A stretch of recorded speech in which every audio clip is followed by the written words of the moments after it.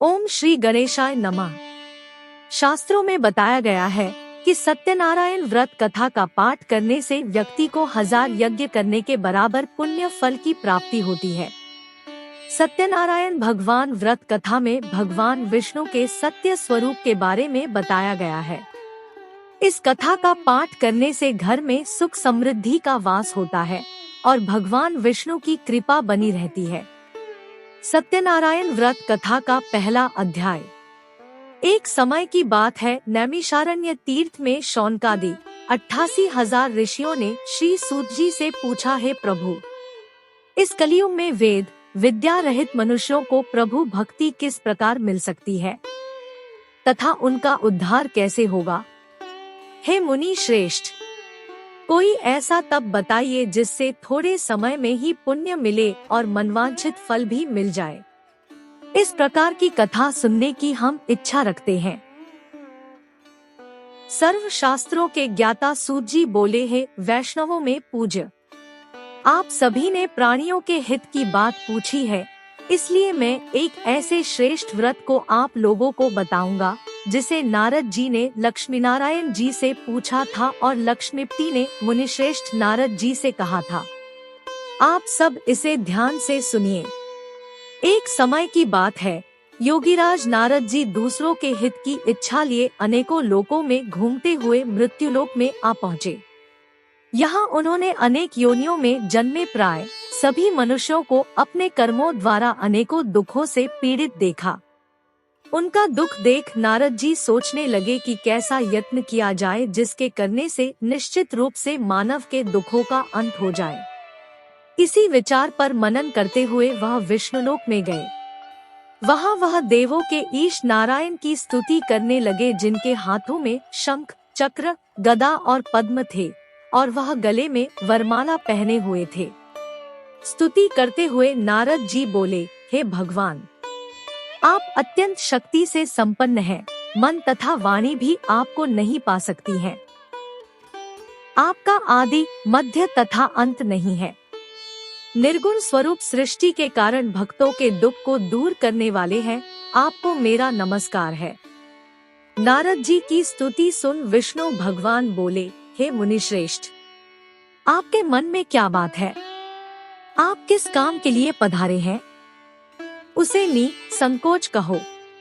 इस पर नारद मुनि बोले कि मृत्युलोक में अनेक योनियों में जन्मे मनुष्य अपने कर्मों के द्वारा अनेकों दुख से दुखी हो रहे हैं।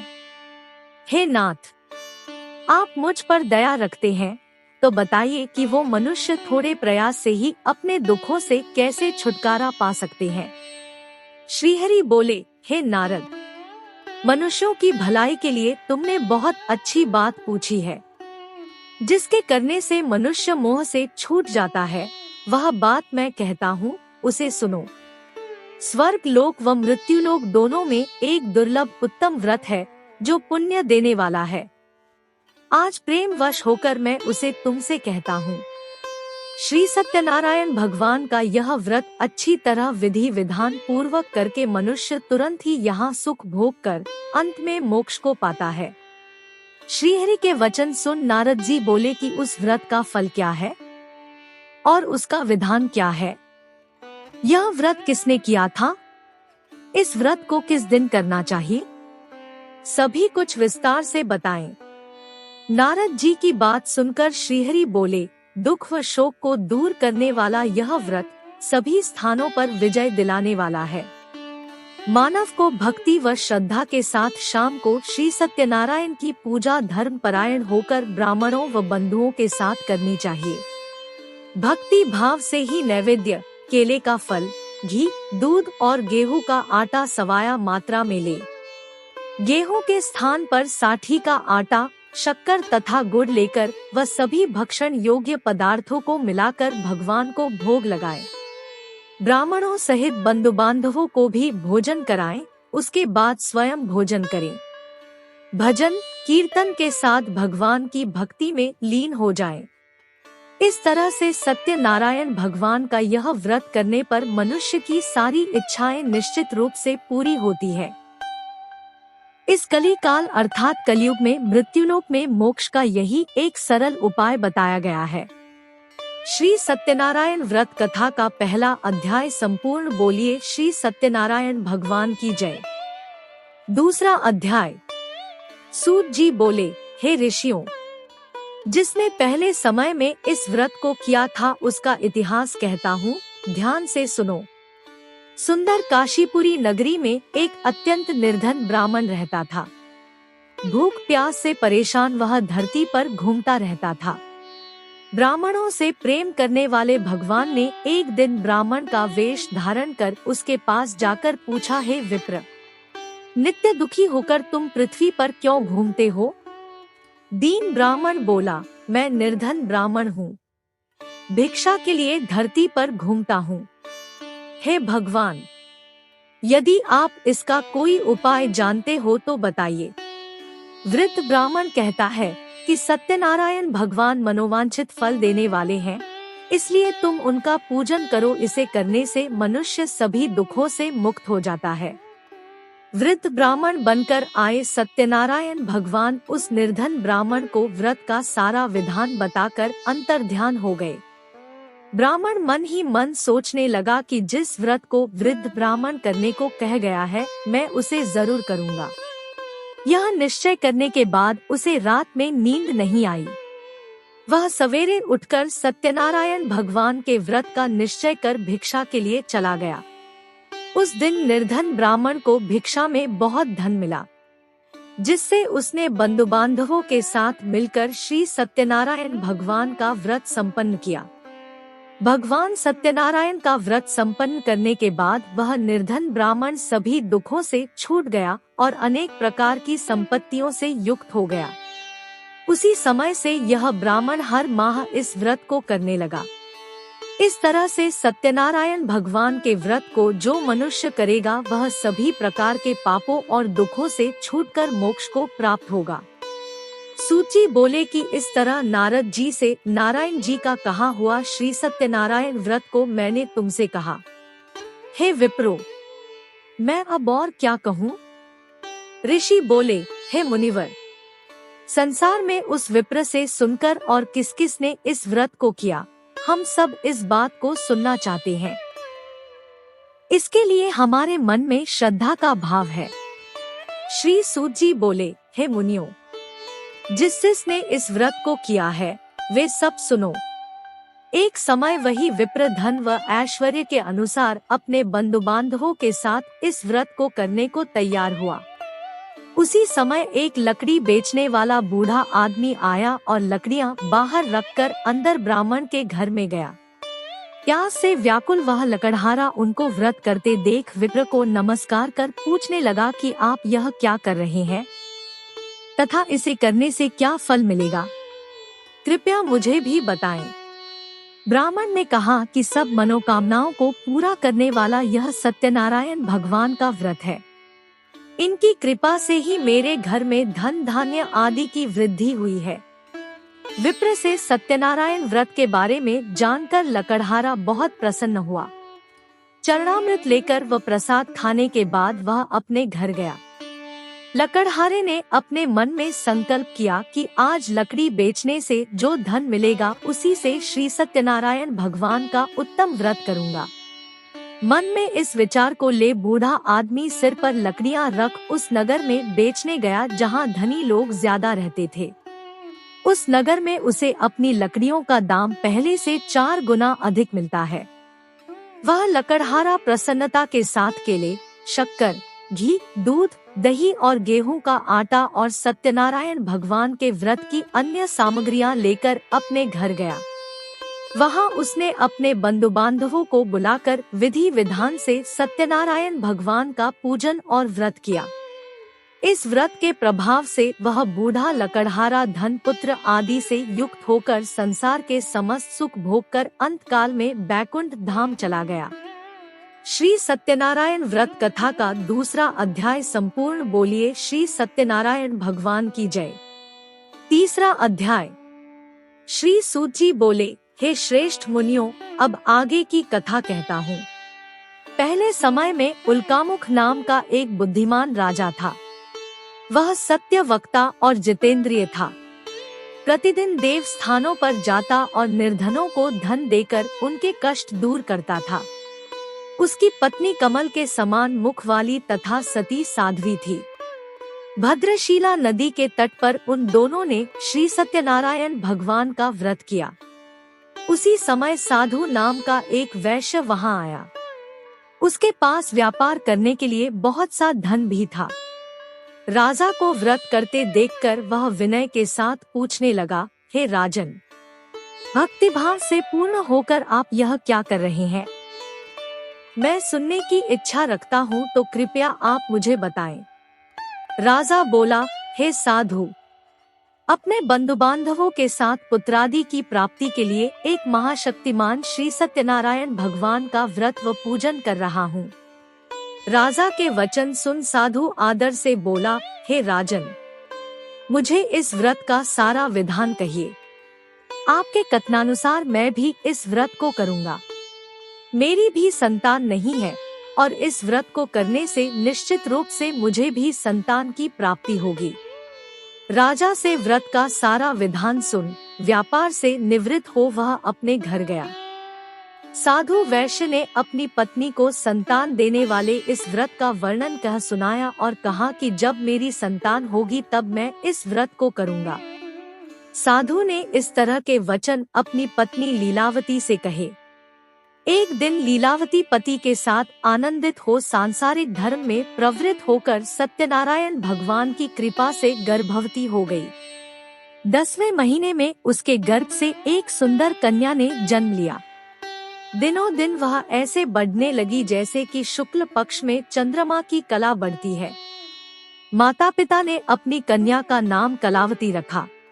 एक दिन लीलावती ने मीठे शब्दों में अपने पति को याद दिलाया कि आपने सत्यनारायण भगवान के जिस व्रत को करने का संकल्प किया था उसे करने का समय आ गया है, आप इस व्रत को करिए। साधु बोला कि हे प्रिय, इस व्रत को मैं उसके विवाह पर करूँगा। इस प्रकार अपनी पत्नी को आश्वासन देकर वह नगर को चला गया। वहाँ कन्या कलावती अपने पिता के घर में बढ़ने लगी। साधु ने एक बार नगर में अपनी कन्या को सखियों के साथ देखा तो तुरंत ही दूत को बुलाया और कहा कि मेरी कन्या के लिए योग्य वर देख कर आओ। साधु की बात सुनकर दूत कंचन नामक नगर में पहुंचा और वहां देखभाल कर लड़की के लिए सुयोग्य वाणिक पुत्र को ले आया। सुयोग्य लड़के को देख साधु ने बंधु बांधवों को बुलाकर अपनी पुत्री का विवाह कर दिया, लेकिन दुर्भाग्य की बात ये हुई कि साधु ने अभी भी श्री सत्यनारायण भगवान का व्रत नहीं किया। इस पर श्री भगवान क्रोधित हो गए और श्राप दिया कि साधु को अत्यधिक दुख मिले। अपने कार्य में कुशल साधु बनिया जमाई को लेकर समुद्र के पास स्थित होकर रत्नसारपुर नगर में गया। वहां जाकर दामाद ससुर दोनों मिलकर चंद्रकेतु राजा के नगर में व्यापार करने लगे। एक दिन भगवान सत्यनारायण की माया से एक चोर राजा का धन चुराकर भाग रहा था। उसने राजा के सिपाहियों को अपना पीछा करते देख चुराया हुआ धन वहां रख दिया जहां साधु अपने जमाई के साथ ठहरा हुआ था। राजा के सिपाहियों ने साधु वैश्य के पास राजा का धन पड़ा देखा तो वह ससुर जमाई दोनों को बांधकर प्रसन्नता से राजा के पास ले गए और कहा कि उन दोनों चोरों को हम पकड़ लाए हैं, आप आगे की कार्यवाही की आज्ञा दें।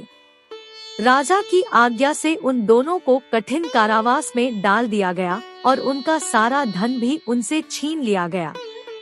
श्री सत्यनारायण भगवान के श्राप से वहां साधु की पत्नी भी बहुत दुखी हुई। घर में जो धन रखा था उसे चोर चुरा ले गए। शारीरिक तथा मानसिक पीड़ा व भूख प्यास से अति दुखी हो अन्न की चिंता में कन्या कलावती एक ब्राह्मण के घर गई। वहां उसने श्री सत्यनारायण भगवान का व्रत होते देखा, फिर कथा भी सुनी और वह प्रसाद ग्रहण कर रात को घर वापस आई। माता कलावती ने पूछा कि हे पुत्री, अब तक तुम कहाँ थी? तेरे मन में क्या है? कलावती ने अपनी माता से कहा, हे माता, मैंने एक ब्राह्मण के घर में श्री सत्यनारायण भगवान का व्रत देखा है।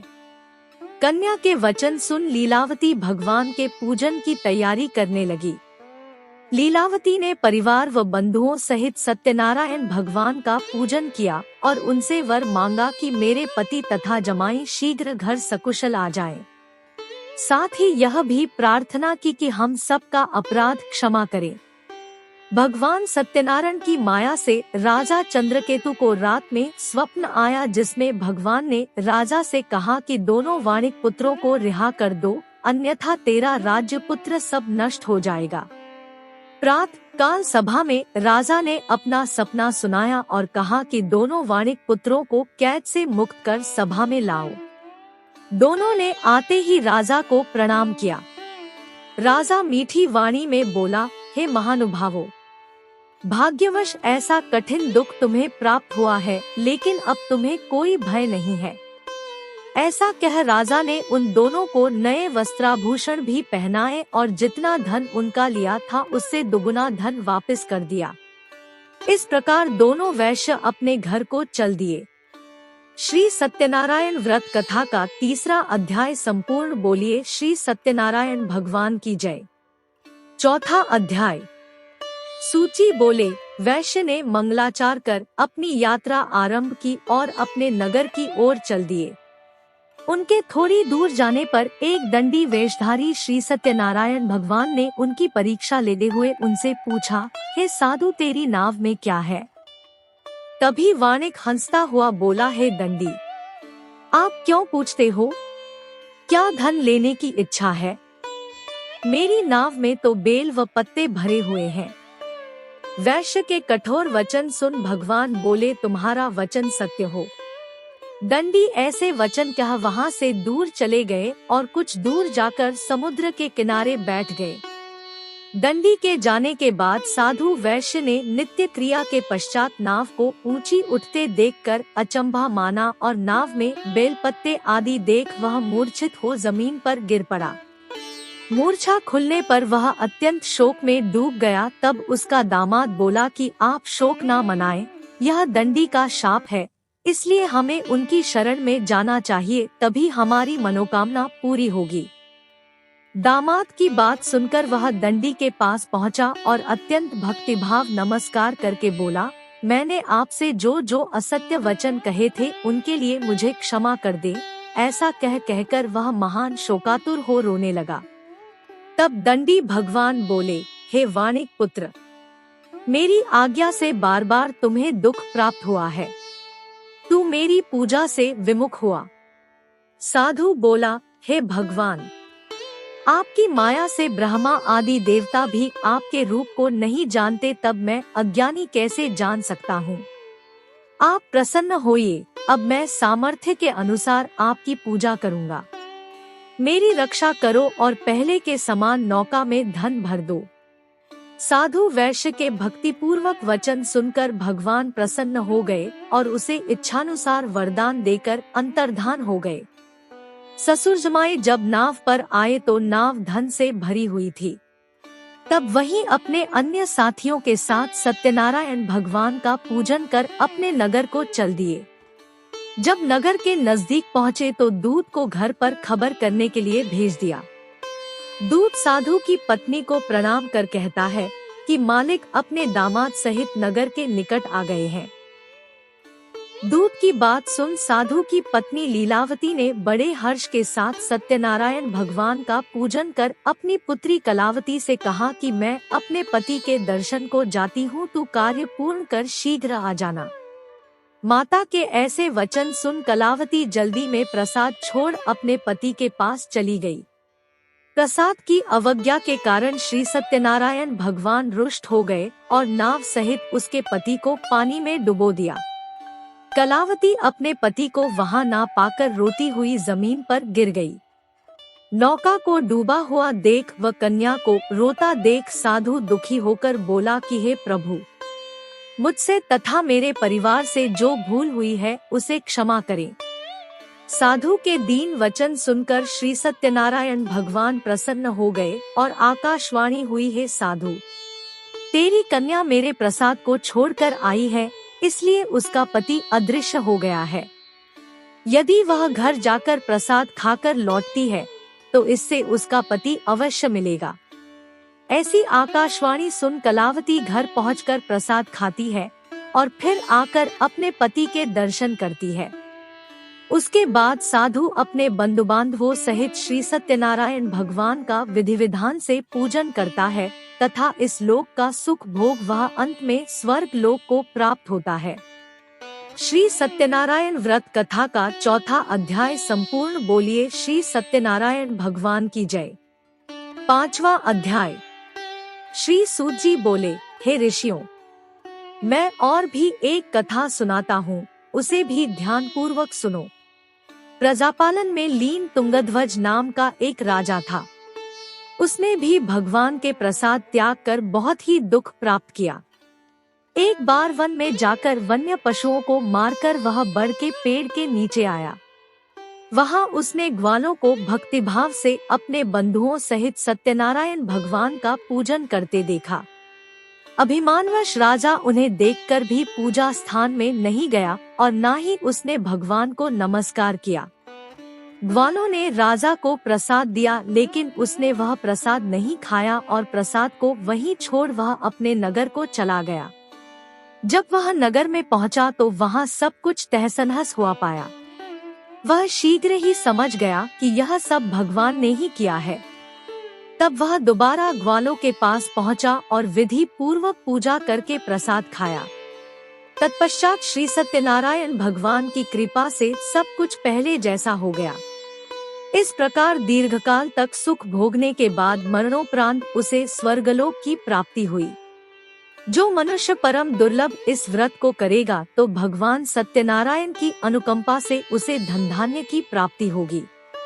इस व्रत को विधि विधान से करने पर निर्धन धनी हो जाता है और भयमुक्त हो जीवन जीता है। संतानहीन मनुष्य को संतान सुख मिलता है और सारे मनोरथ पूर्ण होने पर मानव अंतकाल में बैकुंठ धाम को जाता है। श्री सूत जी बोले, जिन्होंने पहले इस व्रत को किया है, अब उनके दूसरे जन्म की कथा कहता हूँ। वृद्ध शतानंद ब्राह्मण ने सुदामा का जन्म लेकर मोक्ष की प्राप्ति की। लकड़हारे ने अगले जन्म में निषाद बनकर मोक्ष प्राप्त किया। उल्कामुख नामक राजा दशरथ होकर बैकुंठ को गए। साधु नाम के वैश्य ने मोरध्वज बनकर अपने पुत्र को आरे से चीरकर मोक्ष पाया। महाराज तुंगध्वज ने स्वयं भूम्नो होकर भगवान में भक्तियुक्त हो कर्म कर मोक्ष पाया। श्री सत्यनारायण व्रत कथा का 5वां अध्याय संपूर्ण। बोलिए श्री सत्यनारायण भगवान की जय।